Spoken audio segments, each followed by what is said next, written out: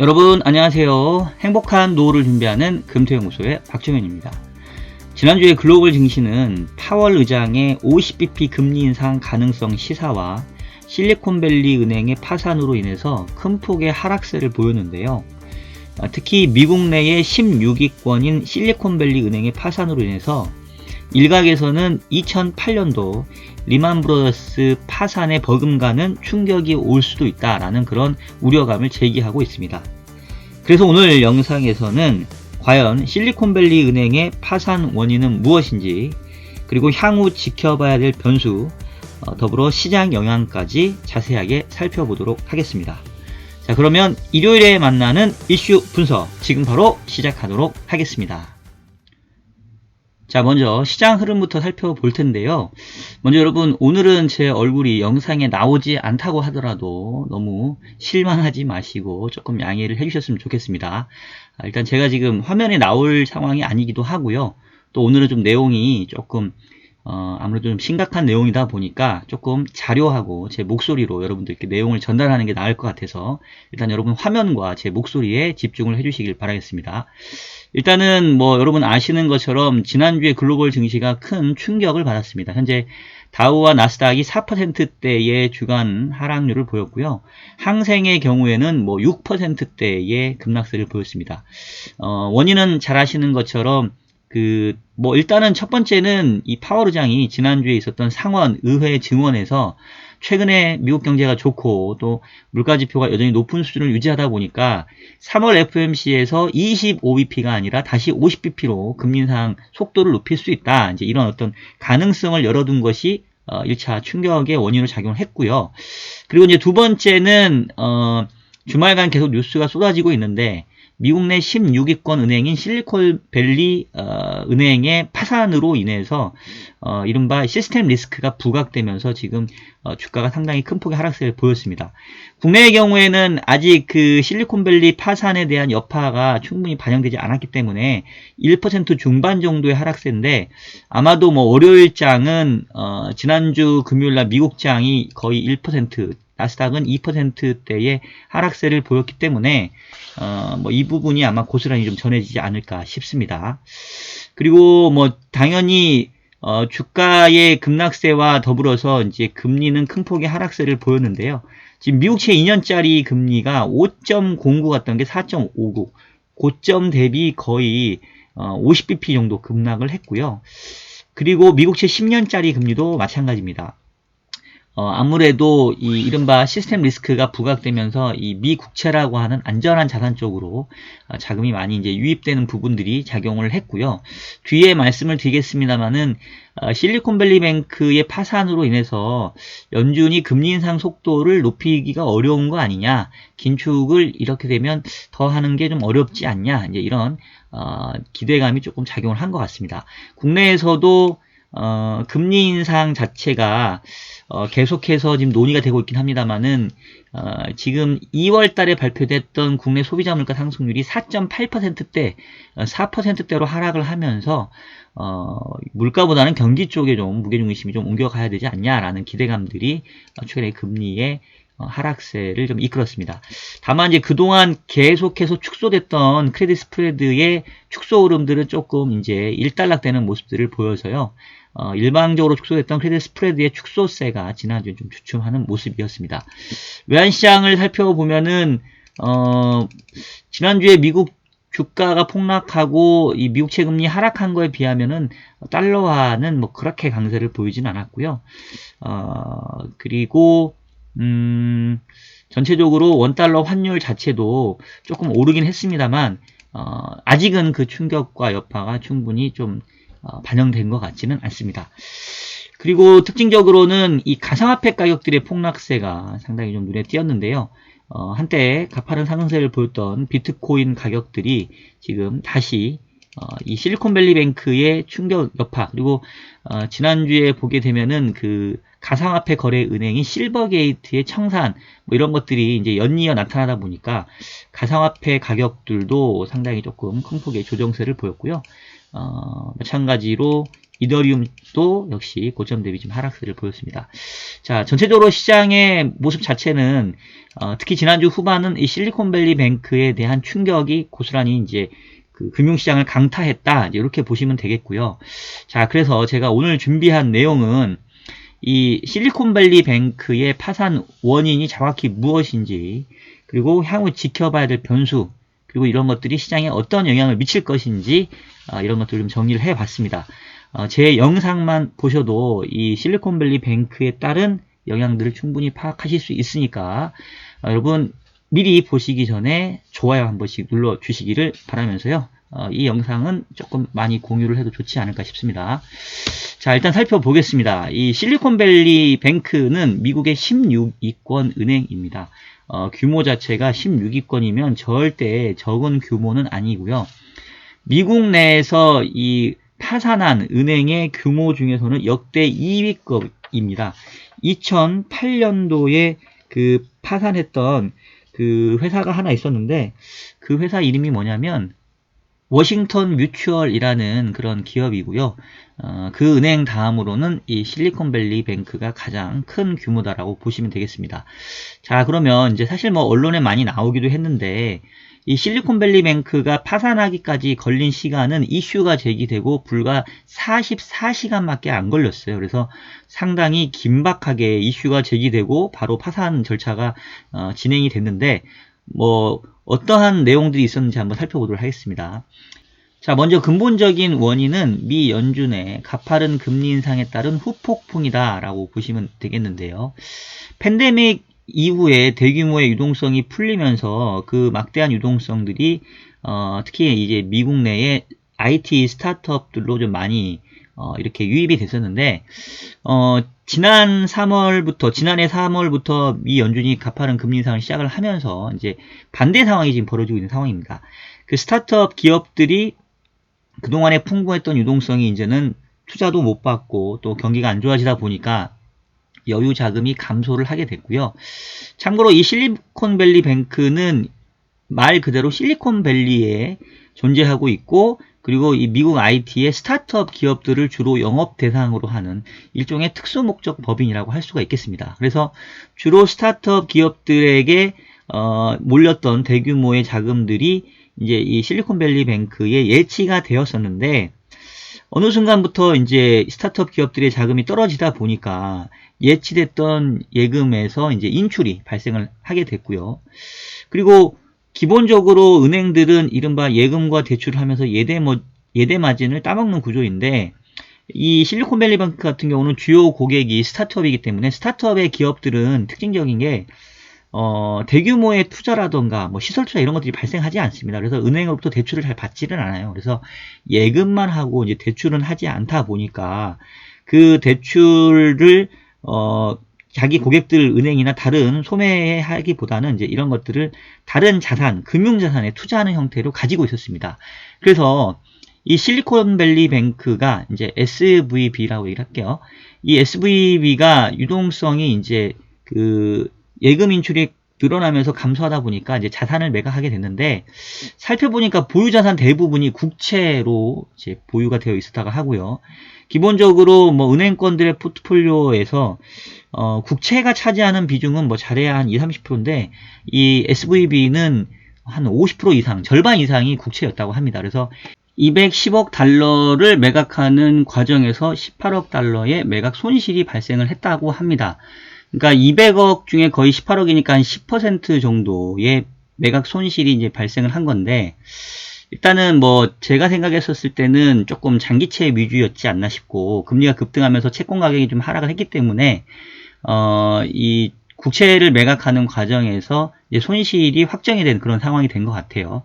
이제 그러다 보니까 그 벤처 캐피탈이 이제 그 스타트업들에 이제 투자를 했을 거니까 얘네들이 이 투자했던 스타트업들에게 그 빨리 이 실리콘밸리 뱅크에서 돈 빼라, 그 예금자 보호 대상 되는 금액 이하로만 남겨두고 빨리 자금 인출해라 라는 그런 권고가 있었고요. 그로 인해서 이제 뱅크런이 막 이제 나타나고 하니까 이제 모행이 그 실리콘밸리 그 파이낸셜이라는 그룹인데 거기서 22.5억 달러의 증자를 시도를 했었습니다.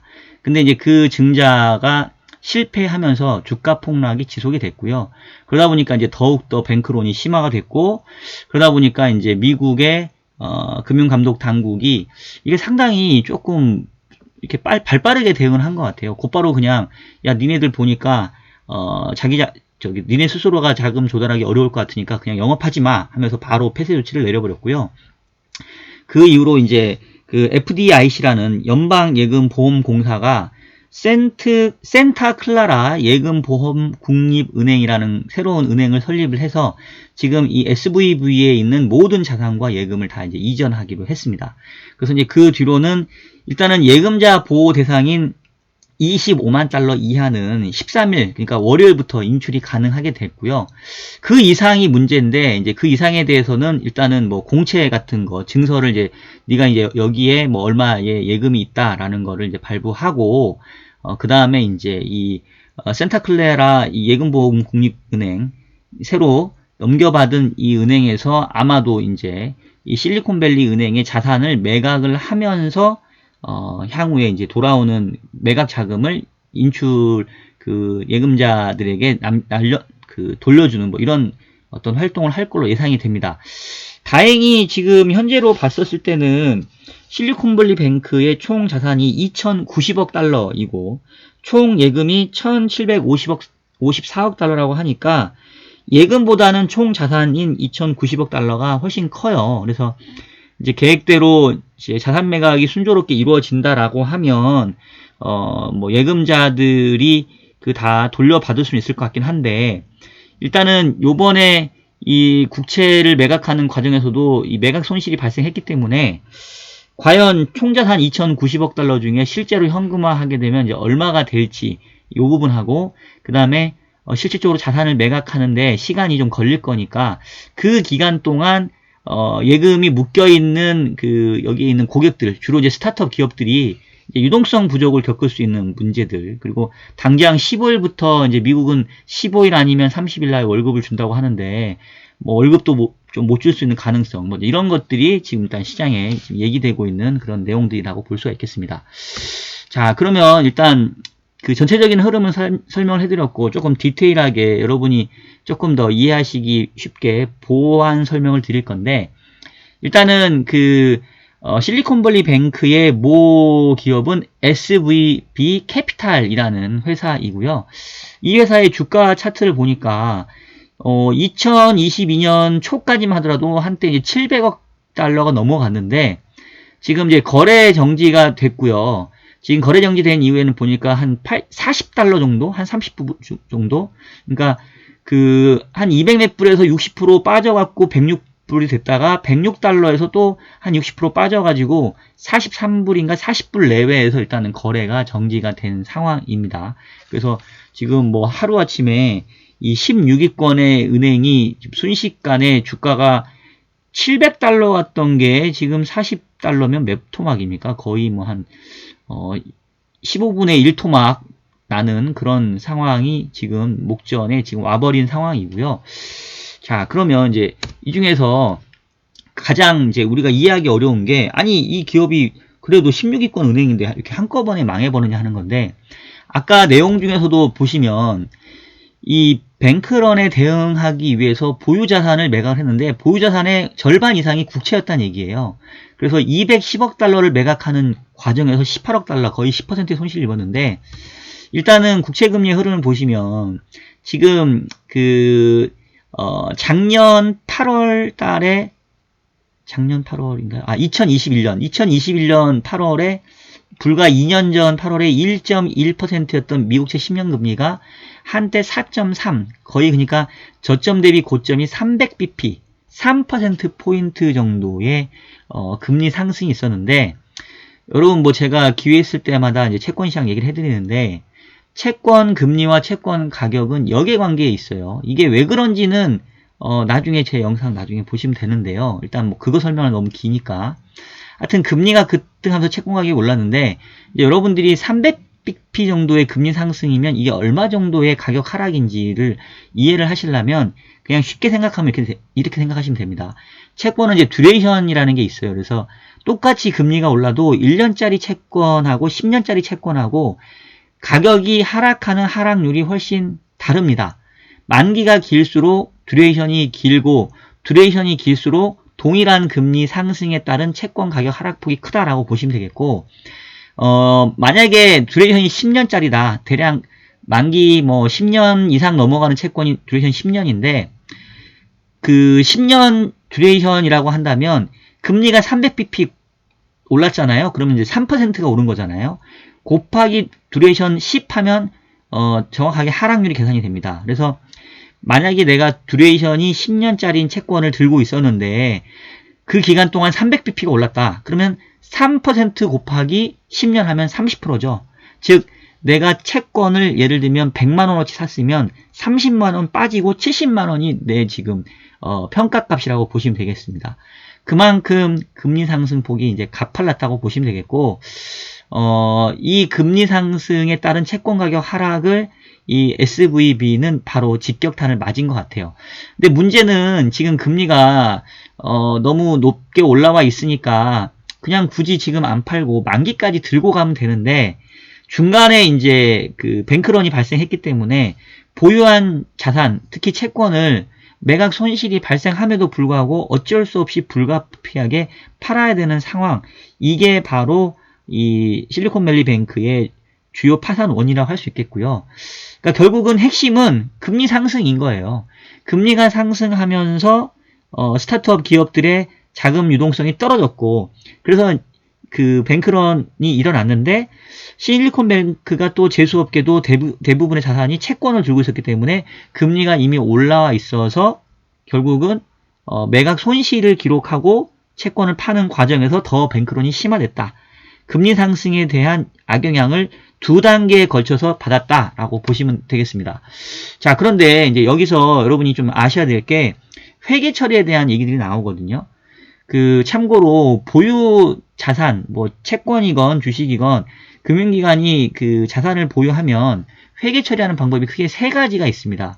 하나는 단기 매매로 분류하는 거, 두 번째는 매도 가능으로 분류하는 거, 세 번째는 만기 보유로 분류하는 게 있는데, 일단 첫 번째 단기 매매 증권은 시가평가라고 해서 매일매일 현재 가격으로 평가를 해서 이 손익에 반영을 시켜요. 그래서 기업의 그 이익이 얼마가 났고 손실이 얼마가 났고, 이걸 우리가 이제 시가평가라고 얘기를 하거든요.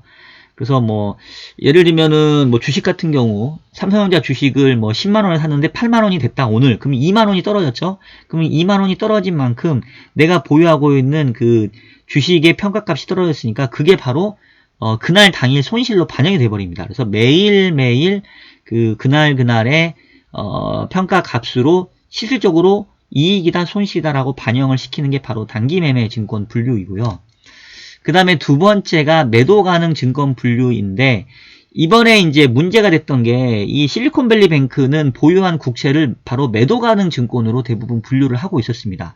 그리고 실질적으로 대부분의 금융기관들이 그래요. 뭐 참고로 저희 회사도 대부분 채권을 거래를 하게 되면 단기 매매가 아니라 매도 가능 증권으로 분류를 합니다. 왜냐하면 단기 매매는 매일매일 손익에 영향을 주기 때문에 갑자기 막 기업이 돈을 확 벌었다가 돈을 확 못 벌었다가 이 분기마다 기업 실적을 보고를 하게 되어 있는데 너무 손익 변동성이 크단 말이에요. 그래서 단기 매매 증권으로는 분류를 잘 안 하고 대부분 다 매도 가능 증권으로 거의 한 7, 80%를 분류를 합니다.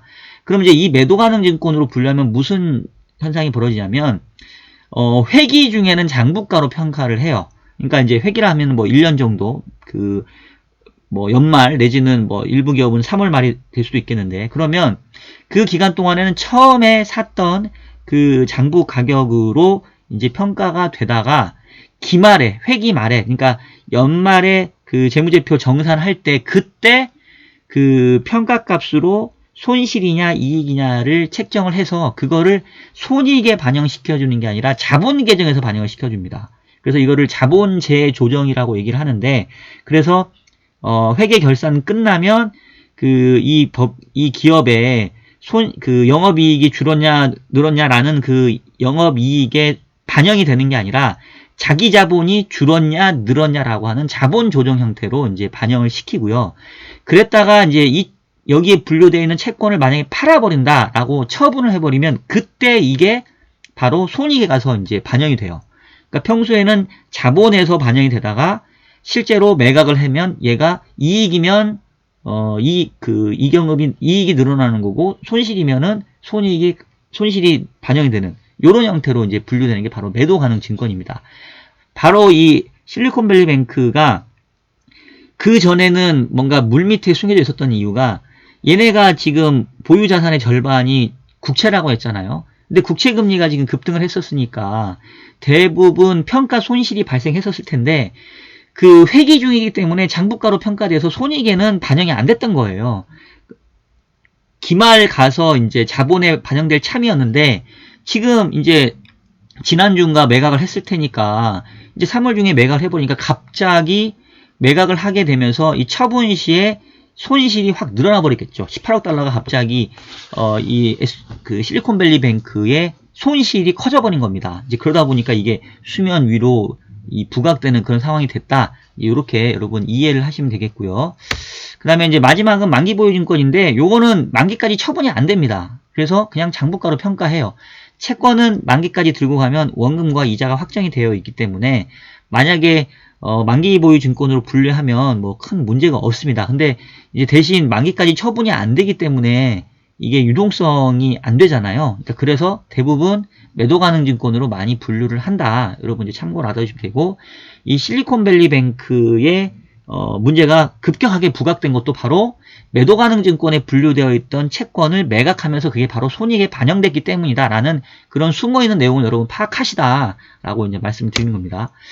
자, 그러면 이제 원인은 뭐 충분히 설명이 됐을 것 같고 뭐 기사에도 나오니까 이제 중요한 거는 그러면 이제 이로 인해서 파생될 요인들이고 향후에 어떤 변수들을 지켜봐야 되느냐인데 제가 봤을 때는 크게 네 가지예요. 첫 번째는 이 실리콘밸리 뱅크와 직접 거래한 거래 기업들이 유동성 위기에 빠질 수가 있습니다.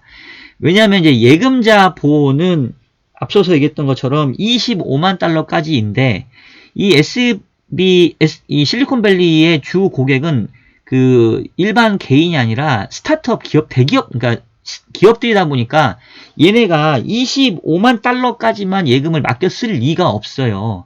그보다 훨씬 많이 맡겼을 거고 실제로 총 예금의 86% 이상이 이 25만 달러인 예금자 보호 초과되는 금액이라고 합니다.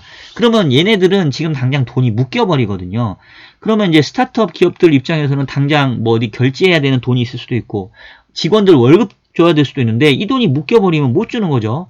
아까도 했던 것처럼 미국은 15일과 30일이 주요 월급이라고 하는데 당장 15일 날 월급 줘야 되는 회사는 지금 월급 못 주는 거고 뭔가에 투자해서 뭐 거래대금 나가야 하는 애들은 못 주는 거예요.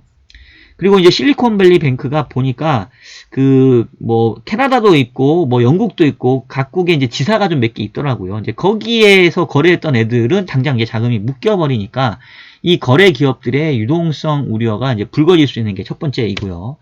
그 다음에 두 번째는 이 항상 크레딧 이벤트가 발생하게 되면 이른바 전염 효과가 생깁니다. 즉, 야 이거 16위권 은행이 부도가 났는데 니네도 뭐 문제 있는 거 아니야?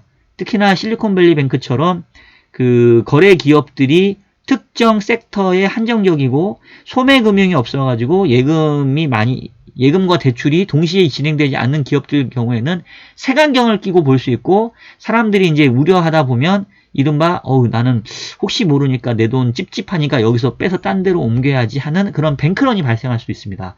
그러면 이제 이게 다른 쪽 은행에 옮겨 붙을 수 있기 때문에 이제 이 부분 역시 지켜봐야 되고요. 그다음 세 번째는 그러면 이제 정부 당국은 가만히 넋놓고 있을 거냐?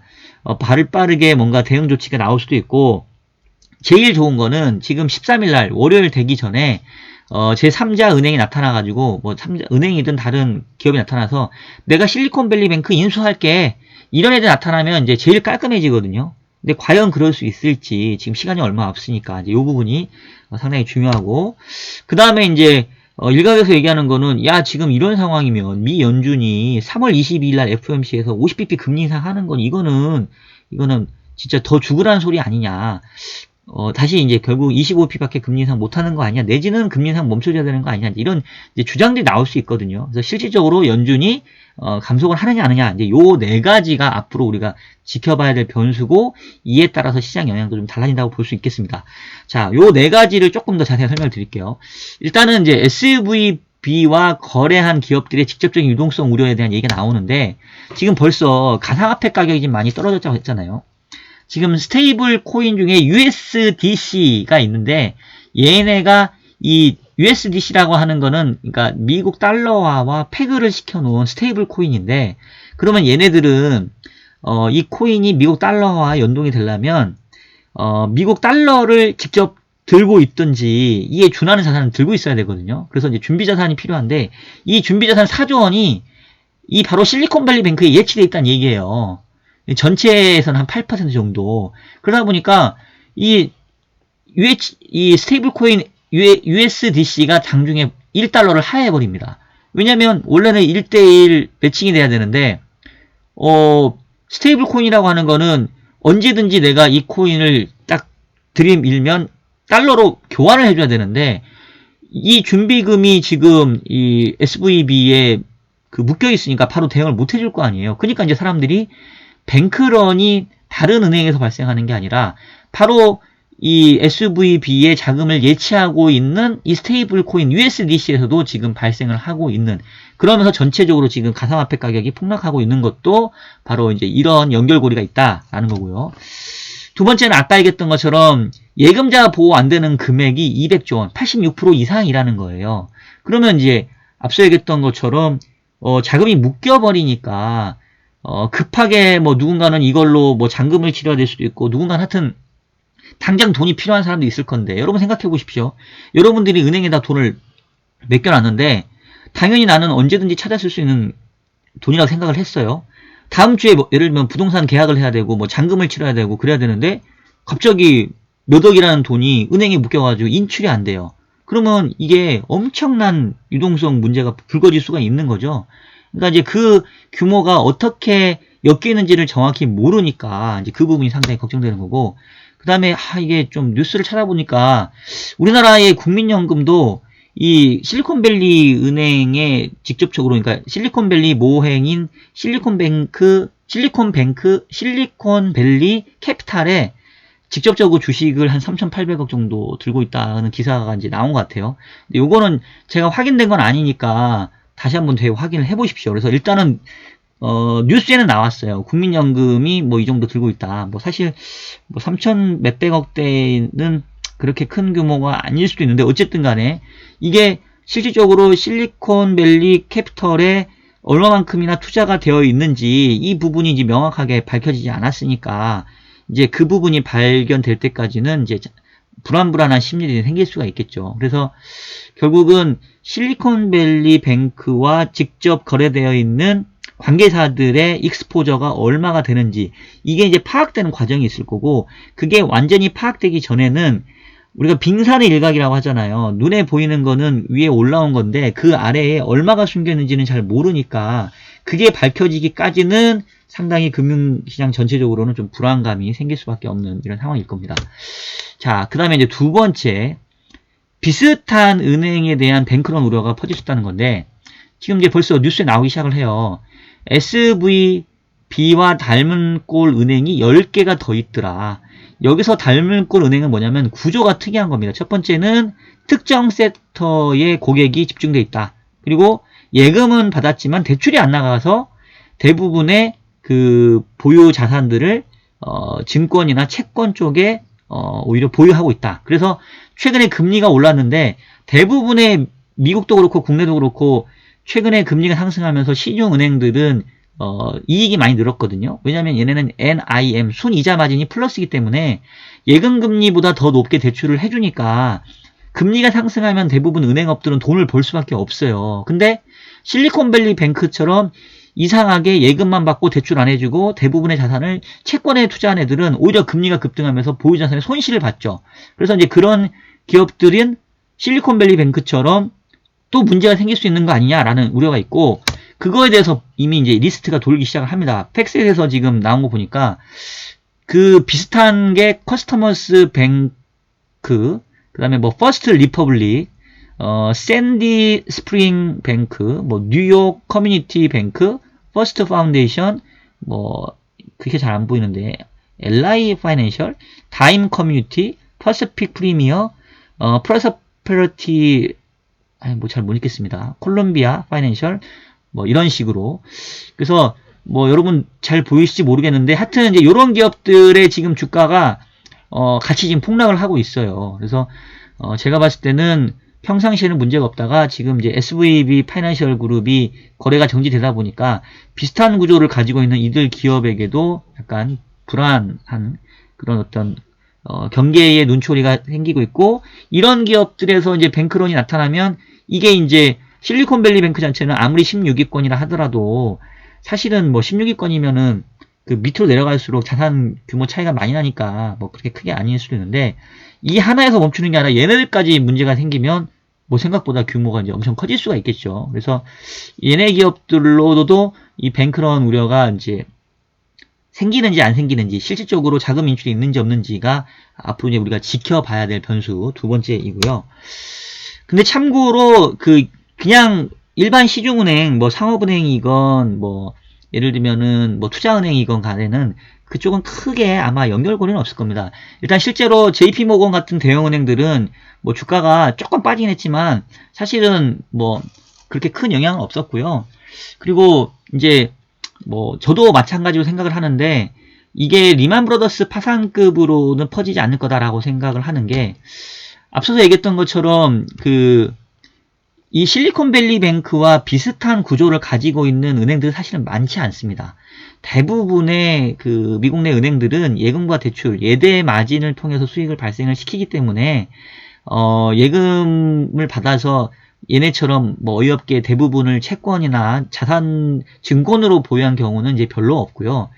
2008년도 리만 브러더스 때는 문제가 됐던 게 이제 MBS라고 하는, 그리고 거기서 파생된 CDO라든가 CLO들을 대부분의 투자은행과 상업은행들이 골고루 가지고 있었어요. 이제 그러다 보니까 그게 이제 대부분 전반적인 은행권 우려로 확산이 됐는데, 지금은 사실 SVB의 그 구조는 상당히 독특하다. 이게 전체로 확산되기에는 기본적인 은행들의 구조가 다르다. 뭐 이런 차원에서 전체 금융권으로 확산되기보다는 아까 이게 보여드렸던 비슷한 애들 내에서 조금 머물 가능성. 근데 어쨌든 비슷한 애들이 다 터지면 규모가 조금은 커질 수 있겠죠. 하지만 어느 정도 기존 일반 시중은행하고는 조금 거리가 있다. 뭐 이런 정도로 일단은 좀 생각이 됩니다.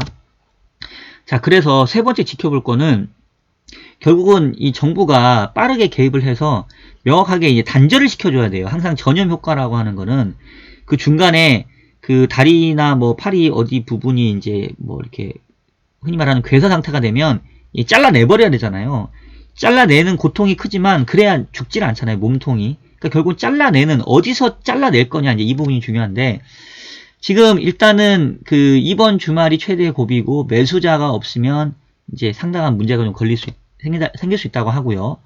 지금 이제 그러다 보니까 이제 잠재적으로 그럼 누가 이거를 인수할 수 있겠냐 하다 보니까 이제 머스크까지 지금 얘기가 나오고 있는 상황입니다. 어느 사람이 이제 머스크한테 얘기를 했나 봐요. 트위터가 이 SVB 인수해가지고 디지털 은행으로 만들면 좋지 않겠니? 그랬더니 머스크가 거기에 대해서 나도 뭐 그런 가능성은 열어두고 있어. 뭐 이런 식으로 약간 아주 드라이하게 얘기를 했는데, 뭐 이제 머스크가 최근에 트위터도 인수하고 하니까 테슬라에서 돈을 벌어서 이제 다른 걸로도 인수하는 거 아니냐, 뭐 이번이 좀 기회일 수 있는 거 아니냐, 이런 얘기가 나오고 있어요. 근데 실질적으로 머스크가 인수할지 안 할지는 알 수가 없고, 그리고 만약에 제가 머스크라 하면 머스크가 아니든 누구라 하더라도 굳이 빨리 안 나설 겁니다. 왜냐하면 결국은 유리한 좋은 가격에 사야 될 거 아니에요. 그러면 뭐 이거는 좀 뭐 어떻게 보면은 너무 냉정한 얘기긴 한데, 망가질 대로 망가지고 그 다음에 정말로 최악의 상황까지 간 다음에 정부가 부탁해야, 야, 너 아니면 사줄 사람이 없어, 네가 좀 검토해 줄래? 라고 부탁이 와야 에헴 하면서 그럼 내가 좀 사줄까요? 라고 인심 쓰듯이 사지, 어느 누가 내가 돈 있다고 이거 바로 사겠어요. 그래서 제가 봤을 때는 이거 매각은 쉽지 않을 겁니다. 이거 끌고 한참 최악의 상황까지 몰고 간 다음에 아마 좋은 조건을 후하게 협상을 해서 살라고 할 거지, 아무리 천하의 머스크라도 하더라도 바로 안 살 거예요. 심지어 머스크도 그 트위터 인수할 때 과정을 보세요, 여러분. 뭐 트위터가 뭐 개인정보를 유출했네 어쨌네 뭐 이런 거 한참 공격한 다음에 나중에 결국 좋은 가게 샀잖아요. 절대 머스크가 이렇게 머리 나쁜 사람이 아니기 때문에 바로 인수는 없다. 제가 봤을 때는 그렇고, 아마 하더라도 좋은 조건이 하기 때문에 그동안은 이제 SVB는 너덜너덜해지겠죠. 자, 그러다 보니까 지금 뭔가 정부에서 대책을 내놔야 되는 상황이고, 지금 바이든 대통령이 이 실리콘밸리 은행 파산에 관련해서 캘리포니아 주지사와 지금 대응을 지금 논의한다고 합니다. 그래서 뭐 어떤 조치가 나올지는 모르겠어요. 그러니까 일단은 전염되는 효과를 막는 조치들이 나올 수 있을 것 같은데, 그게 어떤 방법인지는 저도 뭐 지금은 떠오르진 않고요. 뭐 이 대책은 정부가 내놓을 거지 뭐 제가 내놓을 건 아니니까, 이제 우리는 그 대응책이 얼마만큼이나 파워풀한지 효과적인지를 이제 지켜보면 되겠는데, 아직은 안 나왔으니까 한번 내용을 지켜보도록 하시죠. 그리고 이제 마지막으로는 이제 기대할 수 있는 게, 결국은 이제 연준이 결국 그러면 이 문제의 원흉 아니냐. 니네가 인플레 잘못 잡았고, 그래서 급격하게 금리를 올리다 보니까 스타트업들이 결국 자금줄이 말랐고, 뱅크런이 났는데, SVB가 가지고 있는 채권이 또 금리가 급등해서 매각 손실이 발생했고, 결국은 너무 금리를 올려서 발생한 문제 아니냐. 그러니까 금리를 올리는 속도를 줄여야 된다. 뭐 이런 얘기 지금 나올 수 있고요. 그래서 실질적으로 그 3월 22일 날 지금 50bp 금리 인상 가능성이 더 높게 책정이 되고 있는데, 이게 아직 업데이트는 제가 봤을 때 안 될 것 같아요. 아마 이번 주 가게 되면 다시 25bp의 금리 인상 가능성이 조금 더 부각되지 않을까, 뭐 이런 생각들을 하고 있습니다. 그래서 일단은 여러분들 추후 상황 지켜보셔야 돼요. 일단 이제 이런 이슈가 터지면, 이게 뭐 우리나라 이슈도 아니고 미국 이슈이기 때문에 명확하게 국내에서는 잘 알기가 어렵습니다. 그래서 제가 말씀드렸던 이 4가지 요인들이 어떻게 전개가 될지를 좀 지켜보고 그 다음에 포지션 잡아도 늦지 않다, 이런 말씀을 좀 드리겠고요. 자, 다시 이제 시장으로 돌아와서, 지금 다음 주에 이 실리콘밸리뱅크에 대한 그 정부와 또 뭐 인수자들의 어떤 향후 여부, 이제 이런 것들을 지켜본과 동시에 결국은 이제 연준이 어떻게 대응을 해줄 거냐 차원에서 좀 지켜봐야 될 게, 다음 주 화요일 날 지금 드디어 미국의 2월 CPI가 지금 발표가 됩니다. 그리고 금요일 날에는 또 미시간대 소비자 신뢰지수 중에서 기대 인플레이션도 발표가 돼요. 뭐 목요일 날 있는 3월 20일은 제가 봤을 때는 별로 큰 중요성은 없는 것 같고, 그래서 지금 보시면 지난주에 발표됐던 미국의 고용지표가 일자리 수는 늘었지만 실업률이 3.4에서 3.6으로 조금 올라왔습니다. 그리고 임금 상승률도 다시 올라가긴 했지만 예상치보다는 조금 낮았어요. 무슨 이거는 제가 봤을 때는 예상치보다 낮은 게 과연 위안이 될까 싶은데, 어쨌든 전체적으로 임금 상승률이 그래도 조금은 이제 제어되고 있는 상태에서 실업률이 좀 올라갔기 때문에, 그러면서 연준 입장에서는 금리 인상을 다시 50bp로 가속할 것까지는 아니지 않냐라는 기대감이 조금 오른 상태이고요. 이 상태에서 실리콘밸리뱅크가 파산까지 했기 때문에 조금 더 이제 물가보다는 경기에 대한 신경을 쓸 가능성이 높아졌습니다. 이제 이 가운데 다음 주 화요일 날 발표되는 이 소비자 물가 상승률이 어떻게 나오냐에 따라서 이 연준의 대응책도 달라질 텐데, 일단 지금 컨센서스는 지난달에 6.4였는데 6.0까지 지금 나오고 있습니다. 제가 계속 말씀을 드렸죠. 올해 6월까지는 기저효과에 의해서 작년 6월이 9.1%로 소비자 물가 상승률이 높았기 때문에 아마 올해 6월까지는 자동빵으로 한 3%대 후반까지는 떨어질 수 있다, 이제 이 말씀 드렸잖아요. 근데 지난달이 의외로 이제 물가 상승률이 원래 예측이 6.2였는데 6.4가 나와가지고 뭐 다들 놀라고, 사실 그 이후로 이 주식도 이제 조정을 받기 시작을 했고, 저도 이제 악플들이 몇 개 달리고 했는데, 일단 지금 컨센은 6.0이 나왔습니다. 저도 대충 6% 초반 정도 나오지 않을까라고 생각을 하고 있어요. 그래서 만약에 이렇게 나온다고 하면 연준 입장에서는 지금 실업률도 좀 올라가기 시작했고, 지금 물가도 역시 디스인플레이션 기조가 확인이 됐고, 또 실리콘밸리뱅크가 파산한 것도 있으니 금리 인상 속도를 25 정도로 하는 게 적당하겠다라고 이제 할 가능성이 좀 높아질 수 있고, 그러면 조금 금융시장이 그 실리콘밸리뱅크의 자체적인 문제로 조금 인식이 되면서 다시 좀 회복이 될 수도 있죠. 그래서 다음 주 화요일 날 있을 물가 지표가 지금 매우 중요한 상황이고, 일단 전망은 조금은 기대를 해볼 만하다. 다만 이제 헤드라인 CPI는 그런데 그 코어 CPI는 계속해서 조금 하방 경직성이 좀 심하더라고요. 그래서 일단은 뭐 이것 때문에 연준이 뭐 빠르게 금리를 인하해주고 뭐 이런 설레발을 치면 안 되고, 지금은 금리 인상 속도를 그냥 25bp 정도, 원래 기존의 속도대로 이제 가져가는 정도로 나오는 정도만 해도 이게 뭐 시장에서는 조금 욕심을 내려놓아야 된다. 어쨌든 그래도 그렇게만 나오면 조금은 도움은 될 수 있겠다. 요 정도로 말씀을 좀 드리겠고요.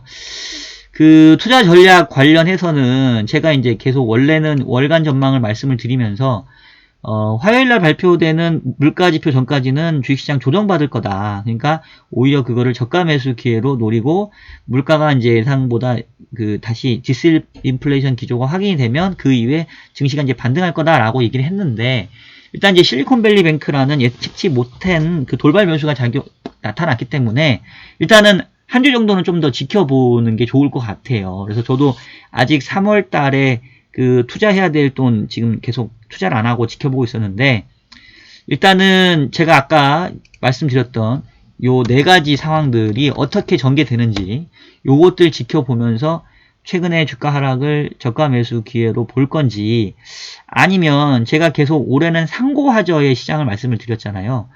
상반기까지는 물가가 하락하는 추세고 아직은 경기가 좋으니까 주식시장이 위험자산이 괜찮을 거고, 하반기 되면 누적된 금리 인상에 대한 부담이 나타날 거기 때문에 그때는 오히려 다시 조심해야 된다.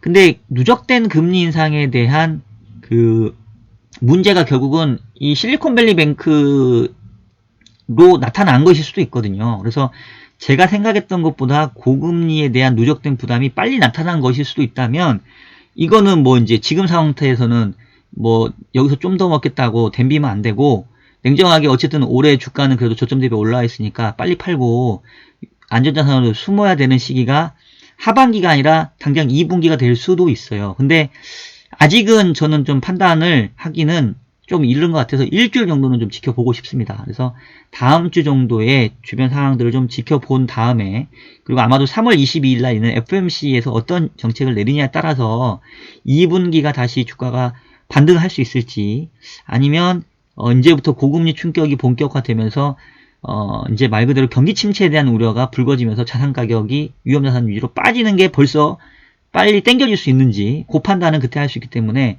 한 일주 정도 또는 3월 22일까지 좀 지켜보면서 그 판단을 내릴 테니까 여러분도 같이 좀 고민을 해주시고요. 늘 항상 얘기하지만 저는 뭐 예언자가 아닙니다. 저는 신도 아니고 미래를 내다볼 수 있는 능력은 저한테 없습니다. 다만 저는 주변 돌아가는 상황들을 빨리빨리 이렇게 받아들여서 지금 상태에서 최적의 의사결정을 찾으려고 노력하는 사람이니까 그 부분에 여러분들 생각을 해주시고, 저를 응원하신다면 댓글 또 좋아요를 눌러주시면 저도 여러분들과 함께 그런 고민들을 해 나가도록 하겠습니다. 자, 오늘 영상 여기서 마치도록 할게요. 자, 지금까지 실리콘밸리 뱅크의 파산 원인, 그리고 향후 지켜봐야 될 변수, 그리고 시장 대응 전망까지 말씀을 드렸습니다. 자, 여러분 오늘 뭐 제 얼굴이 화면에 나오지 않아서 조금 답답하셨을 수도 있는데요. 그래도 제 얼굴이 나오는 게 조금 낫겠죠? 예. 혹시나 오늘이 더 편하다 라는 분들은 뭐 요것도 한번 댓글에 남겨주세요. 그러면 이제 제가 얼굴 안 나오게 하는 게 사실 저도 편하거든요. 이게 얼굴 나오려면 신경 많이 써야 돼요. 저도 뭐 이렇게 또 얼굴에 뭐도 발라야 되고 막 머리도 만져야 되고 집에서 편하게 찍기가 조금 불편한 부분이 있습니다. 근데 또 화면에 얼굴 나와서 직접 이렇게 말하는 것처럼 보여야 조금 생동감이 있기도 해서 이제 그렇게 했는데, 또 어떤 분들은 그냥 화면 가리지 말고 얼굴 안 나오는 게 낫다 뭐 이런 분도 계시더라고요. 하여튼 여러분 그것도 한번 이참에 의견을 주시면 감사하겠습니다. 자, 어쨌든 요번 한 주도 지금 바쁠 것 같아요. 저도 당장 회사 돌아가면 이에 따른 영향 뭐 이런 것들을 좀 보고를 해야 될 것 같아서 한 주 바쁠 것 같은데요. 여러분들도 잘 대응하시기를 바라겠습니다. 자, 그러면 저는 다음 주 일요일에 여러분들 찾아뵙도록 하겠습니다. 자, 여러분 안녕히 계세요.